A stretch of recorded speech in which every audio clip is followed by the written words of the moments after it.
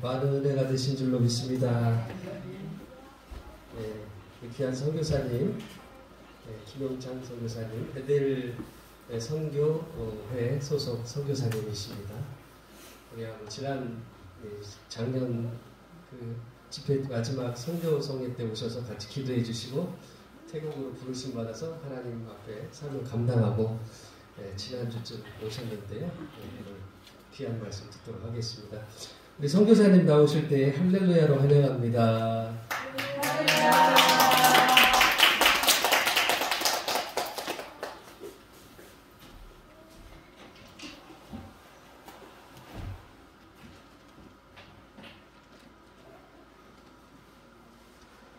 안녕하세요. 김용찬 선교사입니다.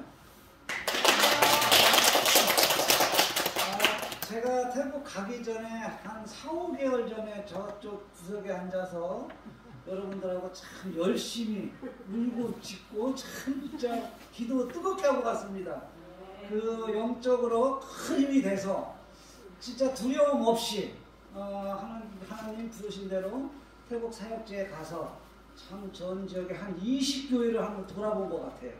그래서 이제 오늘 제가 그쪽 지역에 가서 참 그 하나님 말씀 중에 아까 우리 신명기 7장 9절 한번 다시 한번 볼게요. 이 말이 참 너무나 그 우리 성경 말씀 중에서 와 닿았어요. 제가 그래서 제가 한번 봉독을 해볼게요. 그런즉 너희는 알라 오직 내 하나님 여호와는 하나님이시요 신실하신 하나님이시라. 그를 사랑하고 그의 제명을 지키는 자에게는 천대까지 그의 언약을 이행하시며 인애를 베푸시니라. 네. 그 사실은 이제 사역지에 가보니까 일단은 뭐 한 5시 정도만 되면 뭐 할 게 없어요. 일단은 뭐 그렇다고 뭐 테레비가 있는 것도 아니고 그렇다고 무슨 뭐 와이파이가 잘 터져서 뭐 휴대폰을 볼 수 있는 것도 아니고 그냥 성경 구절만 가지고 그냥 오직 그냥 기도할 뿐이더라고요. 그런데 그동안 이제 제가 뒤늦게 이제 이 선교사 소명을 받았는데 나이가 60이 다 돼서 선교사 소명을 받고 보니까 그때 당시에 이제 우리 성도님들도 다 성령 받고 역사하고 진짜 이 뜨거운 마음으로 제가 갈 적에 제가 지하철 이 팻말만 안 들었지 거의 그 뜨거움은 이루 말할 수가 없었어요. 그래 어떤 분들이 나도 옛날에 다 그랬어. 너만 그러는 거 아니야. 이 소리 할 때가 참 마음이 좀 아팠어요. 왜 그랬냐면 예전에 그랬으면 우리 권사님이나 장로님이나 집사님도 옛날에 저처럼 성령에 그렇게 역사를 했으면 뭔가 우리가 하나님이 주셨던 건 성령 받아라, 복음 전파하라, 이 큰 사명을 주셨는데 과연 우리는 뭐를 하고 있었을까? 이게 참 궁금했어요. 그리고 제가 성품 자체가 좀 다혈질이에요. 좀 뜨겁고 하여튼간 1984년도에 일찍 사우디아라비아에 가서 달러를 벌러 가서 새색 시집자 지혜를 지은 사모가 결혼 6개월 만에 가버렸어요.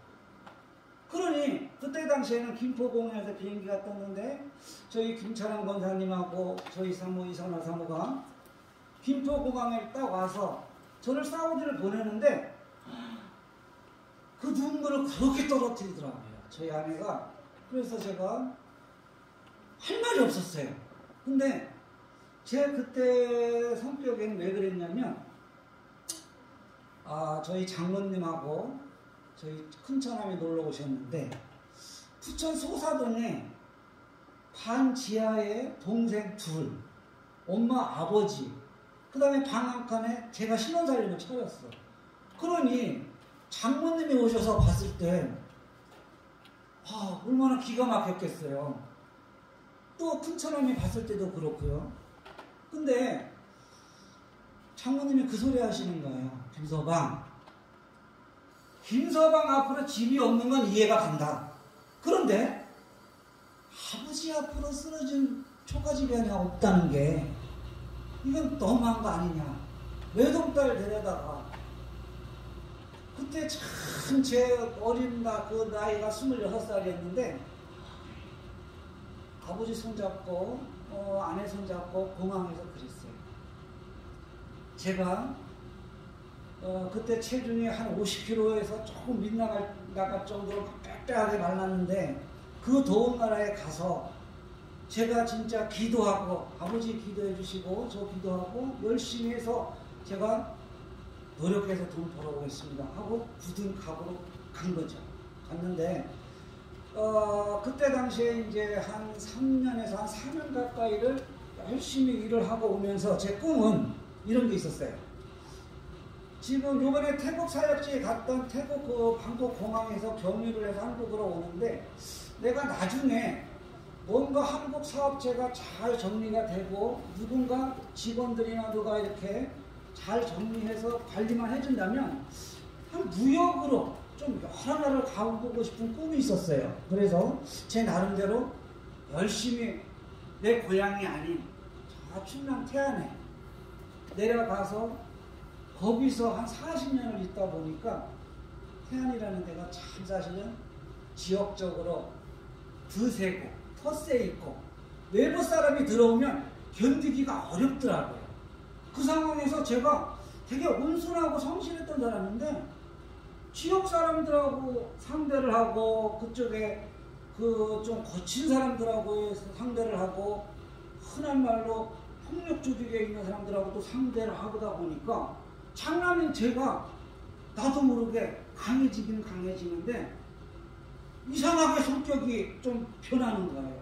변한다는 건 뭐냐면 제가 장남이었고 만약에 제가 그 동네에서나 서산이나 당진이나 이쪽 지역에서 제가 거기서 지고 거기서 넘어지면 그냥 우리 동생, 형제, 모든 저희 우리 자식들까지도 안 되겠다 싶다 보니까 제가 막 거기서 그런 그 싸움도 하고 그 사람들하고 막 그 살아보겠다는 그거 하나 때문에 하다 보니까 하여튼간 뭐 태안에 와서 놈들이 버는 것만큼 저 역시도 많이 부를 좀 축적하면서 거기서 이제 성장을 하게 됐죠. 그래서 오늘 이 말씀을 제가 왜 이게 태국에서 이 말씀이 와닿냐면 우리 여기 보면은 우리 하나님은 아주 신실하다고 그러셨거든요.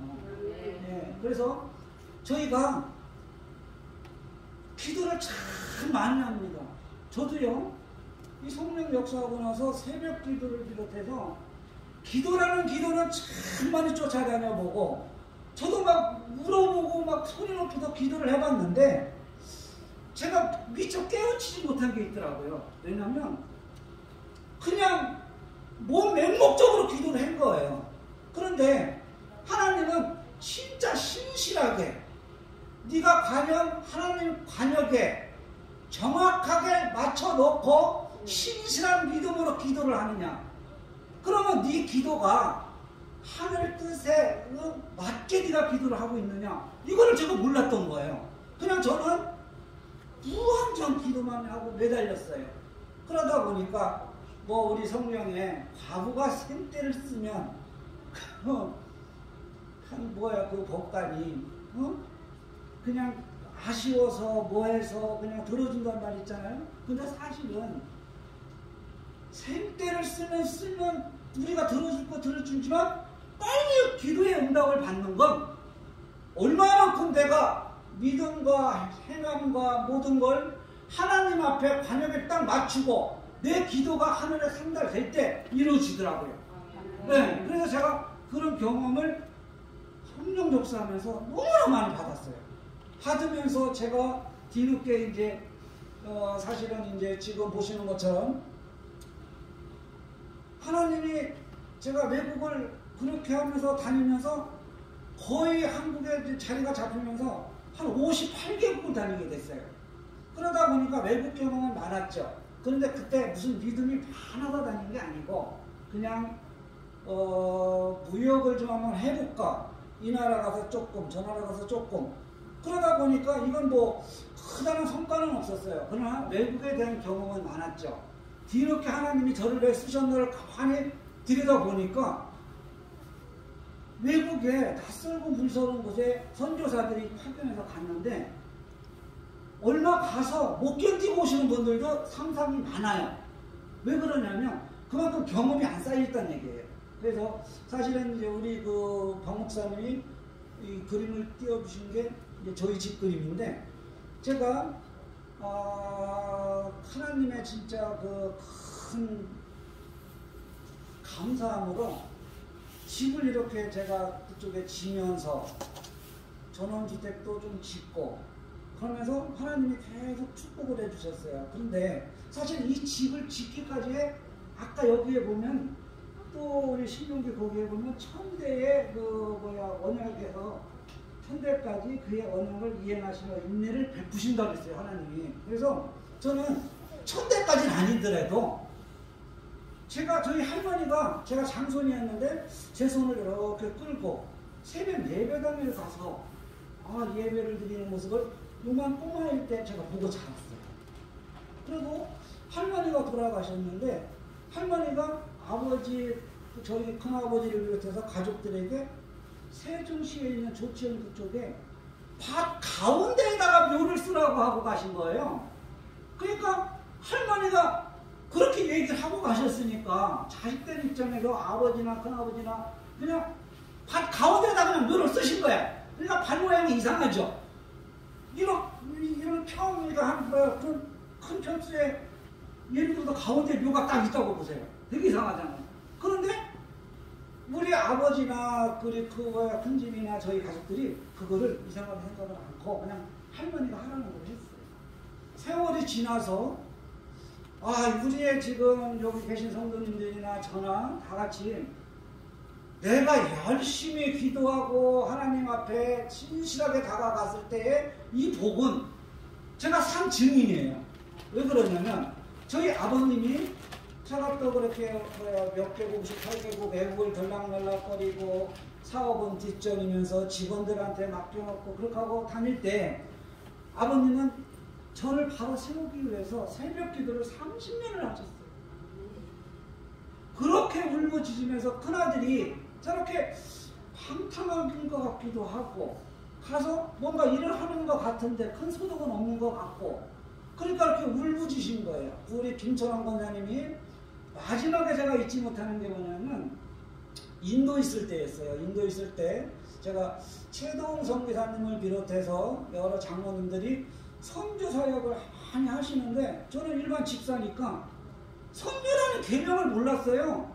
그냥 그분들이 뭐 좀 같이 부탁을 하면 자재나 좀 실어드리고 제가 사업하면서 그분들을 좀 도와드렸는데 그게 저도 이제 우연하게 이제 보고 배운 거죠.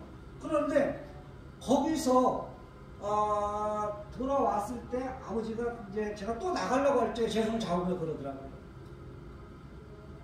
김집사 좋은 나이야 지금 나이 50대 이 50대 나이에 왜 아내 놔두고 이렇게 외국 돌아다니는 거 지금 얼마나 나이가 지금 40초 후반에서 50대면 얼마나 좋은 나이인데 그러면서 제 손을 꼭 잡는 거예요.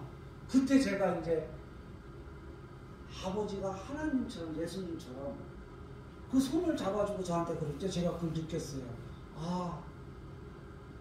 아버지가 이제는 너무 다니는 걸 원치 않으시는구나.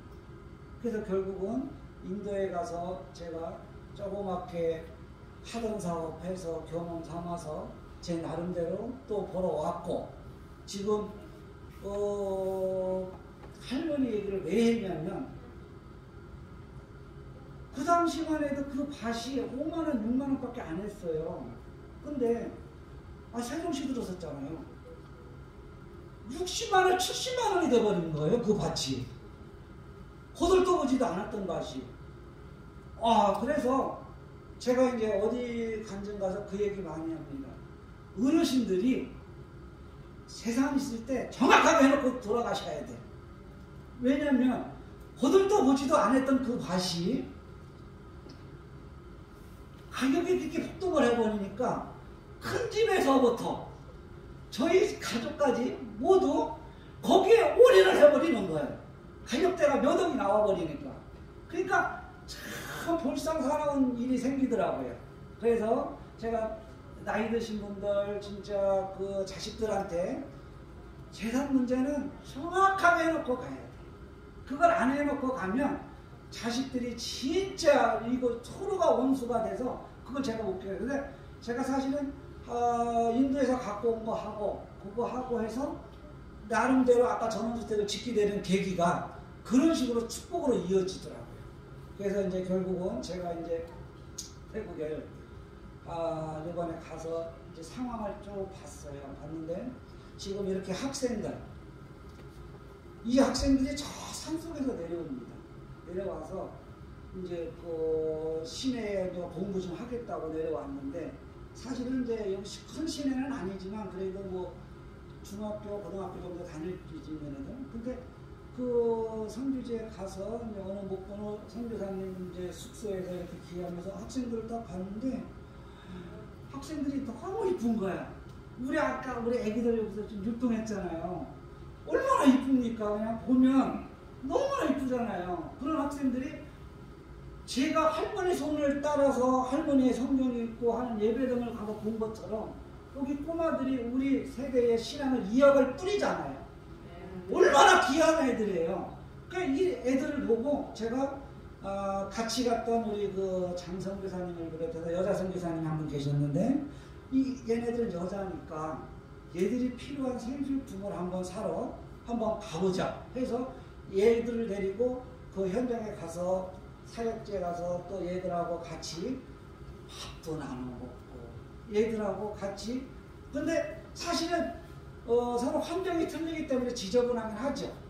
그냥 막 주방시설이라고 할 수 없고 아무 데서 먹는 거니까. 근데 사실 얘기하고 하나님의 사랑으로 같이 얘기를 하다 보면 충분히 먹을 수 있어요. 먹고 나름대로 그냥 이들하고 같이 살면서 같이 사랑이 뭔가 예수님의 사랑을 전할 수 있는데 사실은 그게 쉽지는 또 않아. 왜? 한국은 지금 우리 사실 뭐 아침 저녁으로 참 진짜 잘 먹잖아요. 그래서 아까도 우리 박 목사님이 저하고 저녁을 먹지. 근데 이런 생각이 드는 거예요.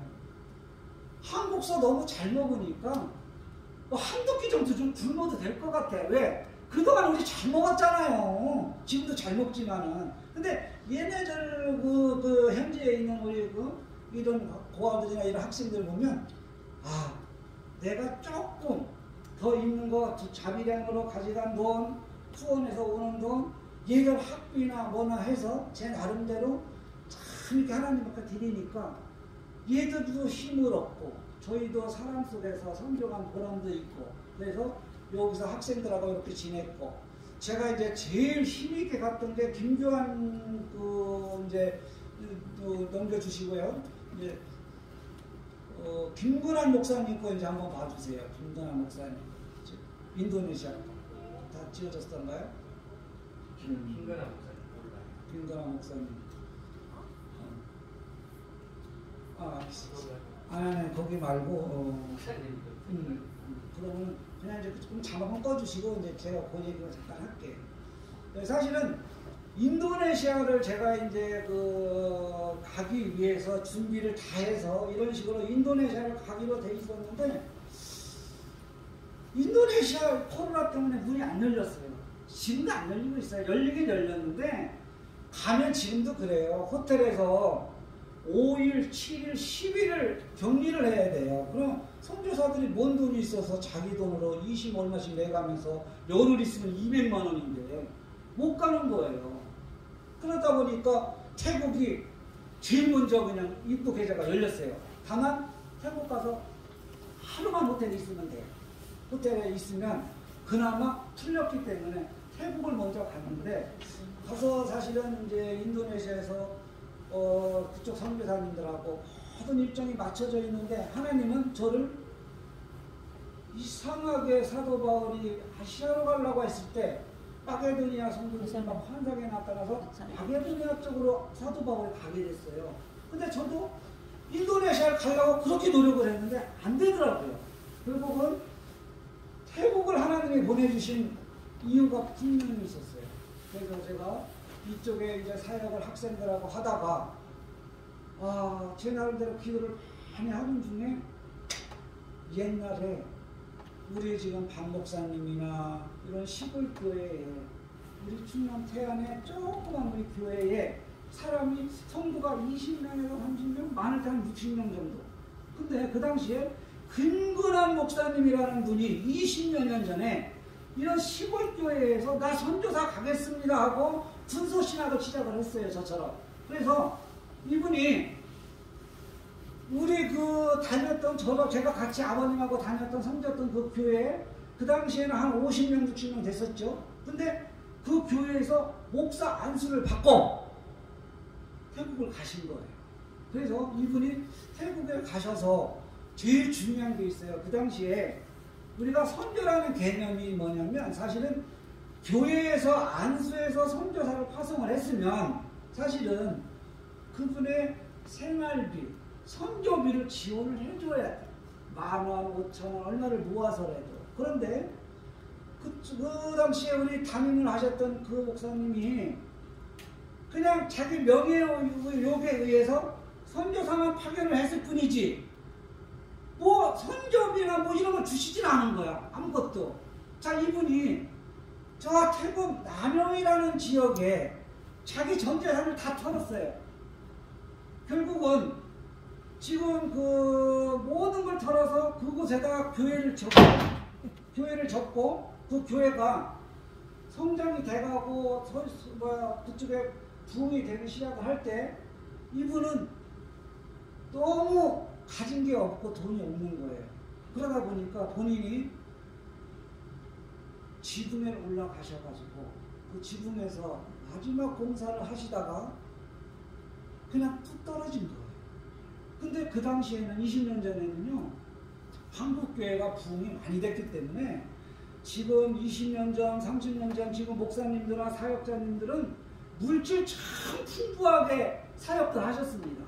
근데 이분만큼은 큰 교회 파송도 아니고 조그만 교회에서 그냥 목사로 가셨기 때문에 그냥 아무런 그게 없다 보니까 다른 사역자들은 일꾼 뒷짐지고 지금도 그래요. 돈을 해결하면 되니까 인구를 될 때 쓰면 되니까. 근데 이 목사님은 올라가셨다 거기서 추락을 하셨어요.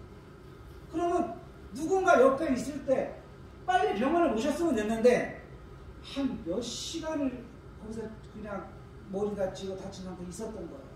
있었는데 뒤늦게 가족들이 어디 갔다 와서 발견해서 병원에 옮겼지만은 일주일 만에 그냥 돌아가셨어요. 그 태국 사역지에서 왜 인도네시아를 가야 되는 내가 왜 태국에 왔는가를 기도 속에 하나님이 그거 알려주시는 거예요.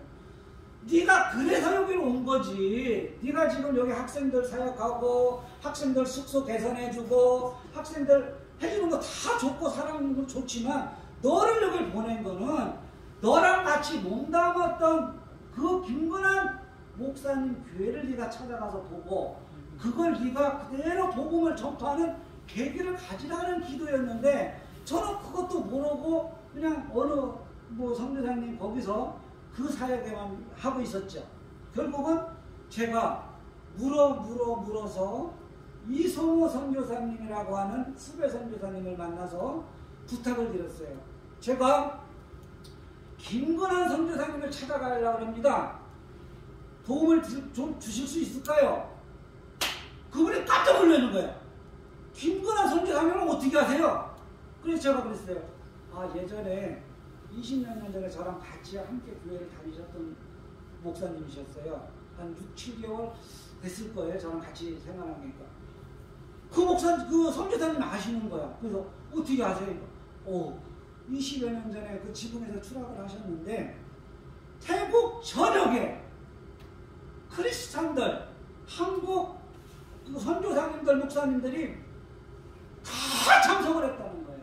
왜 그러냐면 그 당시에도 한 100여 명의 그 선교사님들하고 20여 년 전에 그 이제 태국에 막 선교가 전해지면서 태국의 그 목사님들, 현지 목사님들 해가지고 완전 그 목사님이 돈 없이 지붕에서 떨어졌다는 순교 소식은 엄청나게 크리스찬들한테 이 가슴에 새겨진 거예요.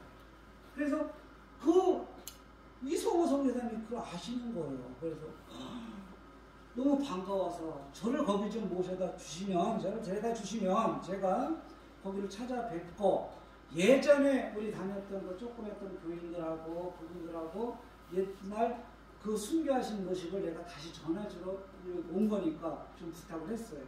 그래서 그 다이너스에 들어가서 요 테두리 들어가는데 좌측에 묘비가 하나 딱 있어요. 사진이 딱 있는데 그분의 사진을 보는 순간 제가 엉엉 울어버렸어요. 주님, 이제 왔습니다. 어찌하여 그동안 잊었던 김건환 목사님을 이제 찾아왔습니다. 주님, 용서하십시오. 그 앞에 묘비에서 그분의 사진을 보는데 우리가 조그맸던 교회지만, 조그맸던 분소교단이었지만 우리가 저분을 태국으로 가신 걸 다 아는 마당에 내가 10원, 20원, 5천원, 만원 좀 모아서 저분을 그나마 어느 정도 생활할 수 있게끔 만들어줬으면 저런 참변은 일어나지 않았잖아요. 얼마든지 크게 될 수가 있었는데. 근데 그분의 사진을 보고서 아, 너무 뜨거운가, 죄스러운가. 그래서 그 교회를 상황을 살펴보니까 진짜 그분의 순조로 인해서 태국 전역에 사역자들이 일어나고 그 나용 지역에 교회가 퍽한듯이 서서 20몇 년 동안 문이 안 닫히고 하나님의 그 영광이 다 서 있더라고요. 네. 그래서 너무 기도하면서 제가 거기서부터요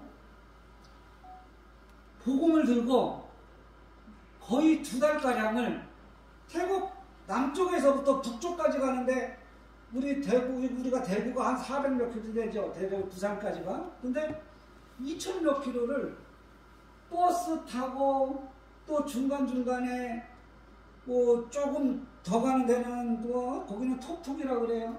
3년 그런 차 그걸 타고 올라가기 시작했어요. 북쪽으로. 올라가면서 김근환 목사님의 이런 순교 정신을 가지고 나도 여기서부터 내가 고행의 길을 한번 가보자. 그래서 가는 동안에 계속 중간에 가서 이렇게 우리가 휴대폰에 요즘은 이런 센스톡이라고 그래가지고 내가 한국말로 얘기하면 바로 통역이 되는 그런 시스템이 있어요. 그래서 어느 지역에 딱 내리면 지나가는 사람 붙잡고 여기에 교회 있습니까? 하고 물어보고 없다 그러면 여기 크리스찬 있습니까? 하고 또 물어보고 그럼 없는 지역은 어쩔 수 없어요. 내가 그냥 없는 지역에 가서 무조건 맹땡이고 헤딩하듯이 없는 지역에 가서 교회도 없고 크리스찬도 없는 데는 일단은 거기 가서는 뭔가 붙일 수가 없어요.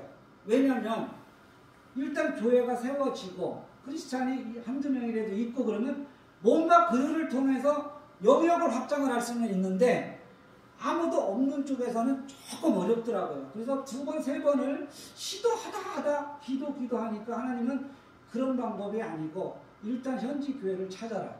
그래서 그쪽에 성도를 만나라. 이렇게 하다 보니까 한국 선교사님들이 세워놨던 교인이 하나도 없는 교회. 그 다음에 교인은 있는데 말씀을 전하는 사역자가 없어요. 그 다음에 또 올라가다 보면 또 한국 선교사님들도 만나고 그러면서 저 북쪽까지 올라오는데 사실은 이렇게 기도원이나 교회처럼 이렇게 푹신푹신하면 잠이라도 자긴 좋죠. 동남아는 다 타일 아닙니까? 타일.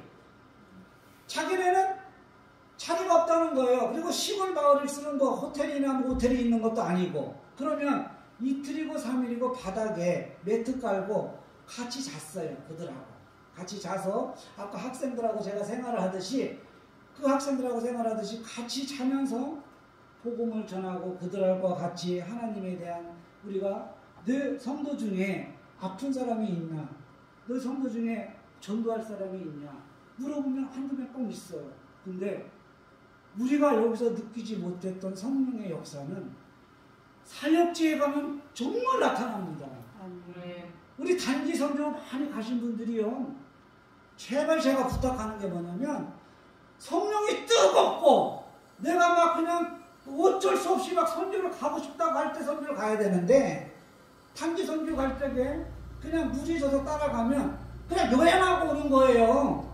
그냥 가서 교회 가서 찬송 몇 번 불러주고 그냥 무용 몇 번 해주고 이거밖에 안 돼요. 근데 뜨거운 성령의 역사를 받고 가게 되면 저처럼 똑같이 거기서 무릎이 텅텅 부은 그런 분을 만났는데 얼마나 간절하게 울고 예수의 보혈의 피로서 이걸 낫게 해달라고 기도를 했는데 그 다음날 저를 찾아왔어요. 한 번 더 해달라는 거예요. 왜? 이렇게 뚱뚱 벗는데 이만큼이 내려앉아버렸어요. 아멘. 근데 그분이 수술하러 가기로 약속이 돼 있었대요. 병원에. 그래서 다시 한 번 해주고 병원에 갔는데 병원에서 수술을 안 한다는 거야.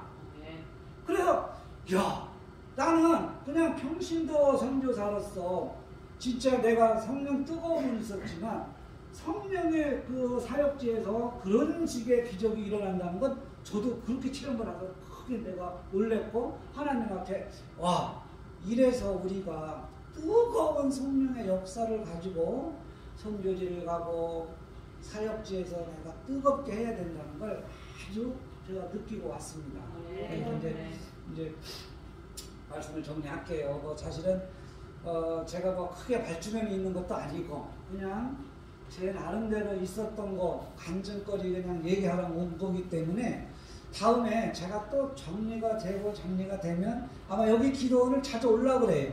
왜냐하면 지난번에 뜨겁게 진짜 기도하고 그 힘을 가지고 사역지에 가서 그렇게 무모하게 돌아다녔어도 와 사명자는 죽지 않는다는 그 아프리카 리빙스턴 선교사의 말처럼 하나님은 내가 가는 곳마다 탁탁 맞춰주시더라고요. 아멘. 그걸 맞춰준다는 게 뭘 얘기를 하냐면 어느 지역에 갔어요.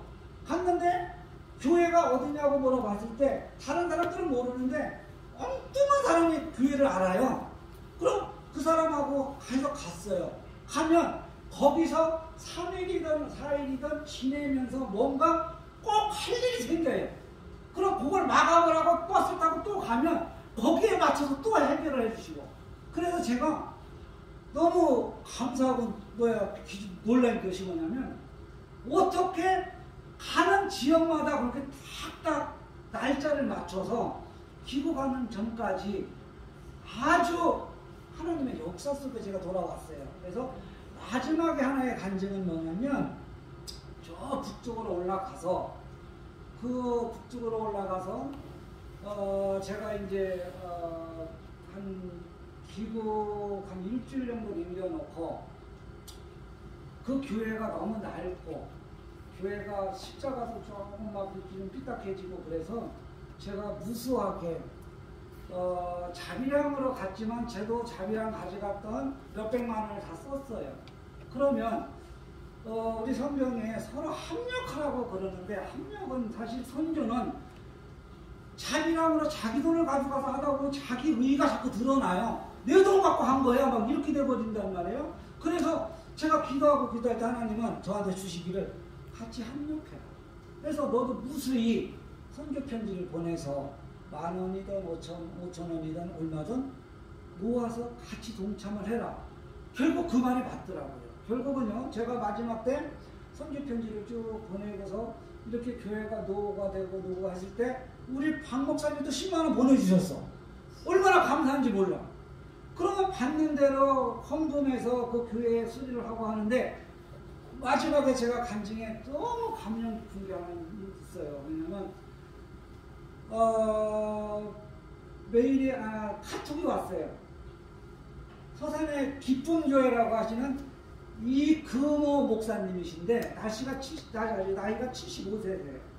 그래서 또 전도하시다가 또 넘어지셔갖고 고관절을 다치셔갖고 이렇게 지팡이를 짚고 다니신다네. 그런데 교회가 노후되고 뭐 해서 자기가 있는 게 지금 50만 원밖에 없대요. 코로나로 인해서 교인이 3명이래요. 할머니밖에 안 나온대요. 근데 내가 50만 원이 있는데 이 50만 원 자기가 헌금을 하겠대요. 성경헌금. 그래서 목사님 그렇게까지 무리하실 필요 없습니다. 근데 매일 제가 그렇게 카톡을 보냈는데 그 다음날 50만 원 입금이 됐어요. 하나님 이거를 값지게 쓸 수 있게끔 도와주십시오 했을 때 그때 그 현지 목사 솜바가 저를 계속 데리고 다니면서 말 그대로 없이 사는 집들 가가지고 계속 말씀만 얘기하는데 저는 아닌 거예요. 왜 아니냐면 뭔가 먹일 것 좀 주고 뭔가 기력이 좀 회복되고 뭔가 저 사람이 그래야 말씀이 들어가는 거지. 솜바 목사님 빵이라도 주고 뭘 주면서 우리가 말씀을 전해야지. 맨날 나만 데리고 가서 기도시켜주는 거 좋다 이거야. 그러나 저분한테 그래도 우리 성경에도 구제도 먼저인데 그 다음부터 솜바 목사님하고 그 50만 원 들어온 돈을 가지고 쌀을 사고 빵을 사서 솜바 목사님하고 그분들을 주위에 나눠주면서 기도해주고 복음을 전했어요. 그러다가 제가 귀국을 한 이틀 3일 하다가 나름대로 또 가서 기도해주고 또 오고 그랬는데 이제 공항을 저는 출발을 해서 솜바 목사님하고 갔어요. 우와! 폰이라고 하는 여자분이 오토바이 달달달달 되는 거를 80km 되는 거리를 한국의 선교사님이 간다고 자기가 예수님을 영접했는데 이렇게는 보낼 수가 없다고 와가지고 저를 안아주는 거예요.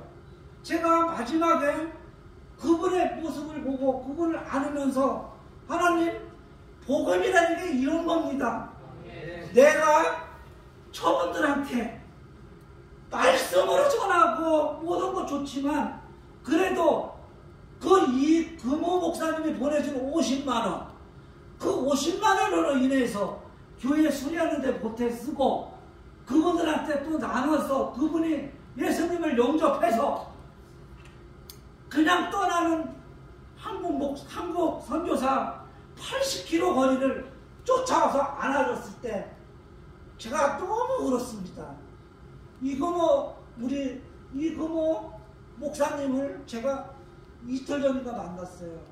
목사님 너무 고마워서 제가 이 말씀을 안 전할 수가 없어요. 목사님 그 목사님이 교회에 가보니까 진짜 교회가 요만하긴 한데 70세에 사역을 하셨대요. 하나님이 하시라 그래서 하셨는데 뭐 20몇 명 교인이 있다가 결국 코로나로 보내서 다 떠나가고 3명의 교인밖에 없는데 자기가 후원을 하고 싶은데 진짜 50만 원밖에 없더라는 거예요. 근데 기도하니까 너 50만 원 가지고 왜 만지작거리냐는 거예요. 하나님이.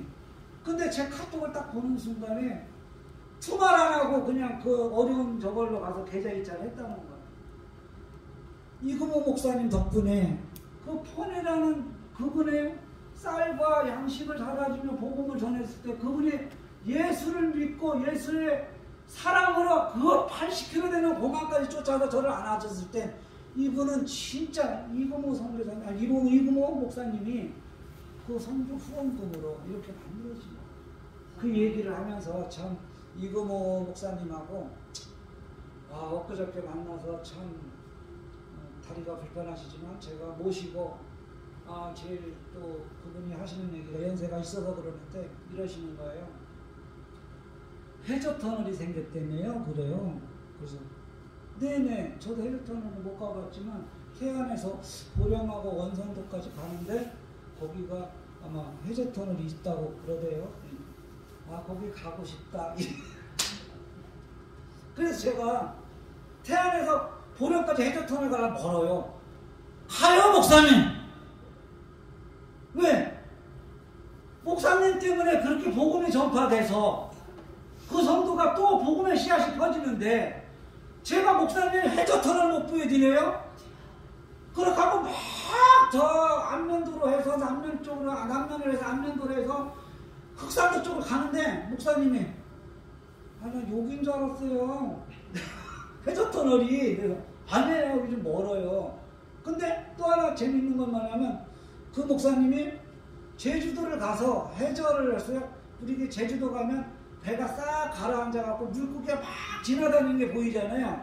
그리고 우리 이광호 목사님이 해저터널 그러니까 차가 지나가면 바다가 다 보이는 줄 알았던 거야. 그래서 땅 속으로 들어가니까 실망하시는 거야. 아니 왜 이게 바다가 안 나오네요. 그래서 내가 목사님 해저터널은 바다 밑에 파는 거기 때문에 그게 안 보여요. 그러니까 나는 제주도에서 그걸 봐가지고 그건 줄 알았다는 거야. 그래서 그분을 모시고 대천까지 갔다가 휴게소를 들려서 맛있는 밥을 먹고 그분의 작대를 모셔다 드리면서 우리 이건모 목사님처럼 그 선교에 우리가 기도하고 뭐 했을 때 간단하게 기도 편지가 누가 왔을 때 그냥 귀찮아하지 말고 한번 읽어보자는 거죠. 읽어봤을 때 거기에 내가 기도 한번 했을 때 응답이 되면 5,000원이다 10,000원이든 선교 편지 보냈을 때 선교사는 그 나라 가서 먹고 입고 내 나라 내 땅이 아니기 때문에 참 어렵습니다. 그러나 사명을 주신 거기 때문에 두려움 없이 하는 거예요. 그래서 저는 이제 아프리카를 이번에 다시 갑니다.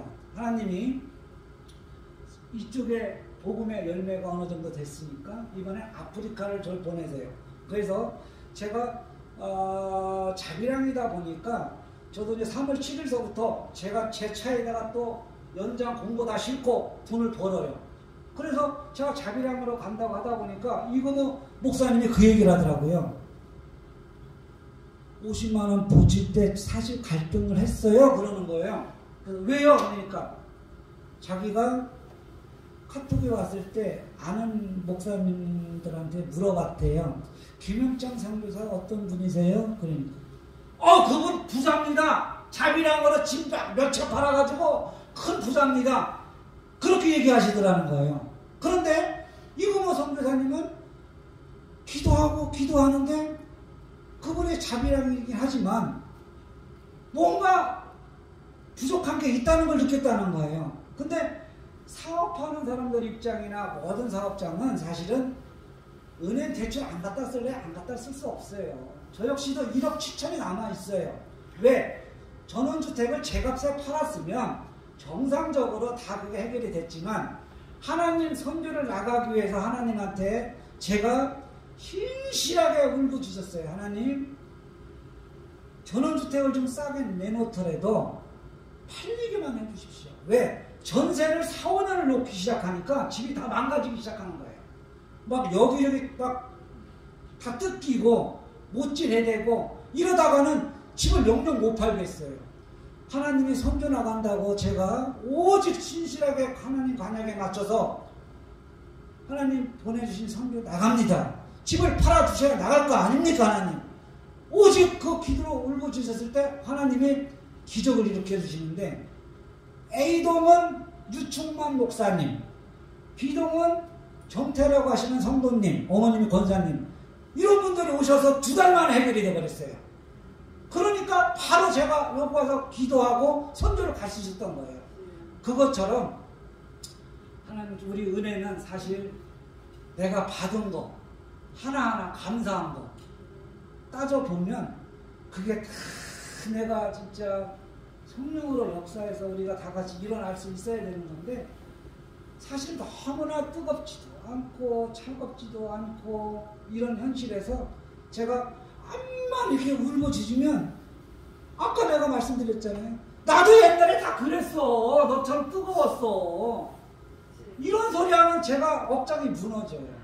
그러니까 우리는 지금 여기 계신 기도원에 오신 우리 성도님들 진짜 축복하는 거는 목요일날 이렇게 모여서 기도하고 이렇게 서로 말씀 나누고 이게 진짜 하나님의 큰 축복입니다. 네. 그래서 아까 얘기했던 거 우리가 지금 신명기의 7장 우리 9절 이 말씀이 기도를 우리가 진짜 신실하게 해야 기도가 들어진다는 거죠. 그냥 내가 울부짖고 땡깡 부리고 막 하는 건 말 그대로 물 떠놓고서 그냥 기도하는 거랑 똑같은 거잖아요. 그러나 내가 하나님 신실하게 하나님하고 1대1로 대화하고 기도할 적에 내 믿음 생활이 진짜 신실해야 된다는 거죠. 왜? 행실이 똑같아야 되거든요.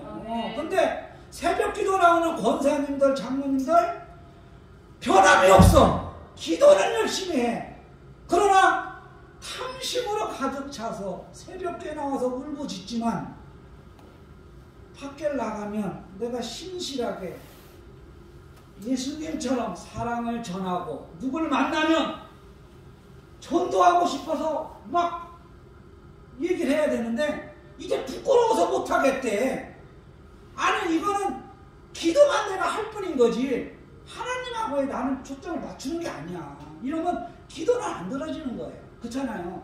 내가 행함과 순종과 내가 그걸 맞춰가면서 기도가 신실해져야 되는데 그게 안 되다 보니까 그러더라고요. 그러니까 내가 응답받고 하는 부분을 거기서 신실함을 느꼈고 아까 또 얘기한 것처럼 할머니를 대해서 아버지 대해서 나이가 60이 먹어서 이제 65살인데 이제서 뭘 선교사를 한다고 이막 하던 거 다 수습시켜 놓고 나가서 그걸 하냐고요. 그러면 지금 사업체를 운영하는 저희 사무 입장에서는 업장이 무너지는 거예요.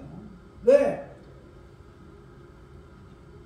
갚아야 될 대출금도 있고 한 달에 나갈 돈도 있고 내가 못 벌어도 한 달에 열심히 하면 저희가 40년을 운영을 했기 때문에 그냥 한 300만 원에서 그 정도 수익이 떨어져요.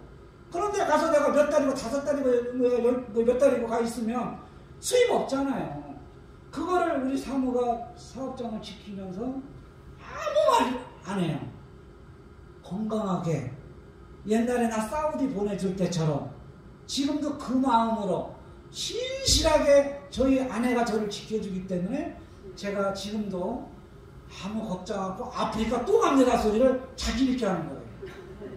왜 또 가냐면 한 달만 또 열심히 하면 비행기값이 나와요.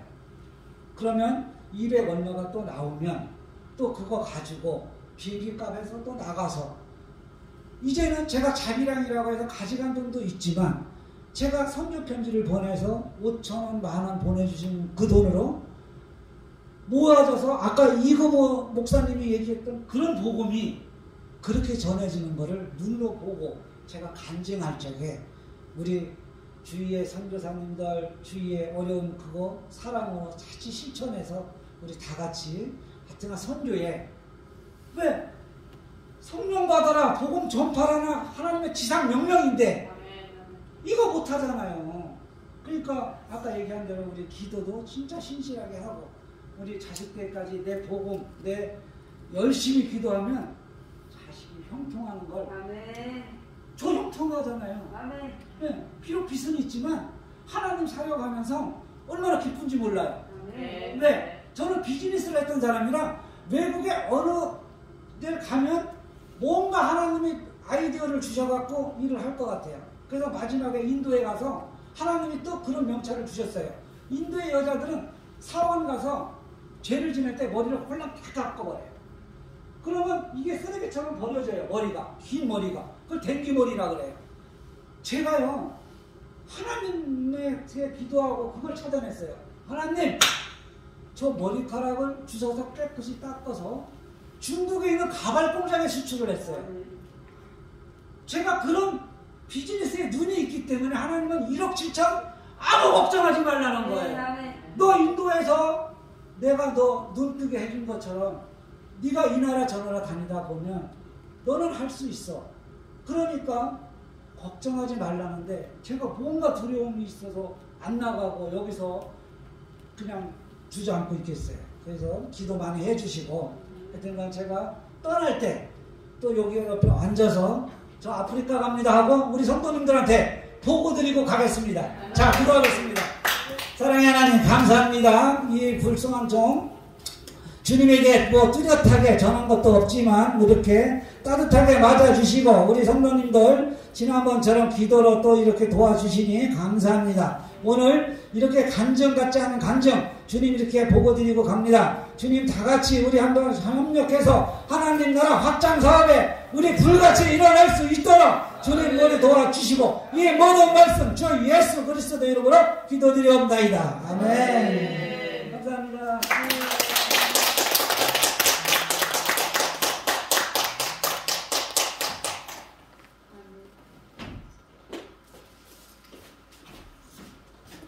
할렐루야.